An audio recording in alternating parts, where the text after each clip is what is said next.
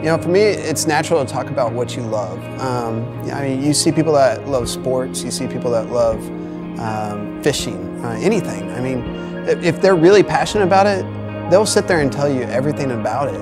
And the same should be with God and Christ and salvation. I mean, if you love God, if you really love God, it shouldn't be unnatural to talk about that. And for me, being an evangelist is a lot like that. I love being a catalyst for Christ, and I love Christ. So for me, it's just natural to be able to share God's love with others and share the gift that God offers to others. Evangelism is something that I do enjoy doing, but more importantly, it's an opportunity for me to just show God's love. I feel like when I'm talking with people, or I'm interacting with people, or even just people that I might see on a short-term basis or just one time, and I want to have an opportunity to actually show God's love. I feel like when I show God's love, that's an opportunity for them to say, wow, there's something different there. And maybe even further, if I'm showing love, that might lead them to God's love. I see teaching as just a really neat opportunity to share God's love. I have 150 students each day in my classroom, and they all come from different backgrounds. Now, some are churchgoers, but some aren't. And in fact, some don't even know the first thing about Christ or church or Jesus or salvation or grace or mercy or anything.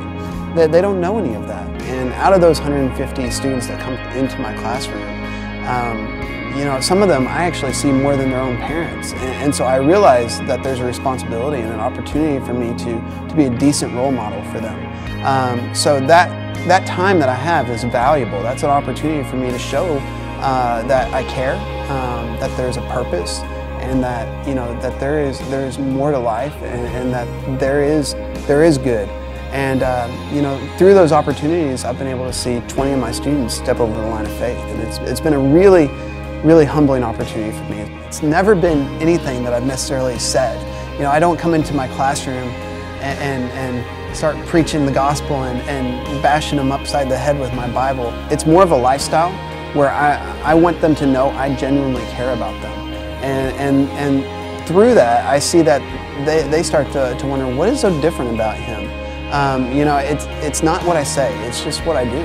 I have a student who I've had for a couple years now. He always would come to class, and he would wear just black, and his hair was long and black, and his clothes was all black, and it was like he just walked under a storm cloud all the time. But he's one of those kids where I thought, I'm going to invest some time in him.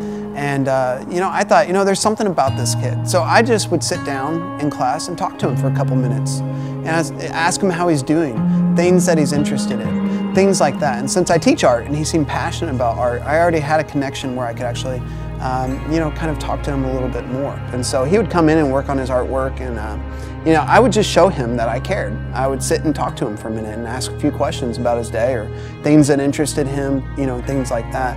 And over the course of time that he's been in my class, he grew a lot more comfortable, and he also grew a lot more curious as to what was so different about me. One day after school, the student came in and said, I just got to ask you a question. What is it that always leaves you in a good mood? Why are you always positive? Why are you always so happy? Why are you always so energetic? And I said, you really want to know? And he said, yeah. So we sat down, and I shared with him what it is that keeps me in such a positive mindset, and it's Christ's love, his saving love. And that day I saw him step over the line of faith and put his faith in Christ. And since then, he's been a totally different person. I've heard it said that it takes something like 7 times for someone to come to Christ and step over the line of faith. I want to be a part of that. I don't want to miss my opportunity to show God's love ever in any situation.